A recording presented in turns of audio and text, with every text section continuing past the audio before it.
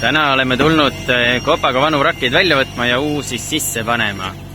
Veetrass ja pump said paigaldatud, kui järsku alumine puidust osa andis järele ja vesiliiv jooksis alumisse otsa kõik täis. Nii et võtame vanad rakked välja, paneme uued rakked asemele ja viime vanad rakked ära ka. Siis paneme pumba ja elektri tagasi ja peaks olema kõik nii nagu vaja.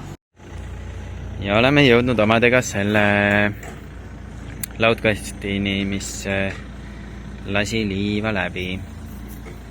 Seal on näha, kus ta sisse on murdunud ühe koha pealt ja alumine ots on kõik liiva täis. Ja tuleb välja, et siin on vana puitrakis veel kunagi ümber olnud, kuhu on rakett sisse pandud.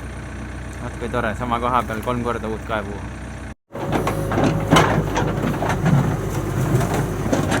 Oh, õudust!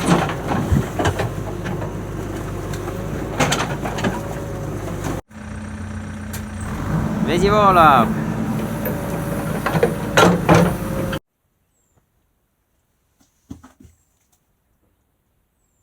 Vesi voolab.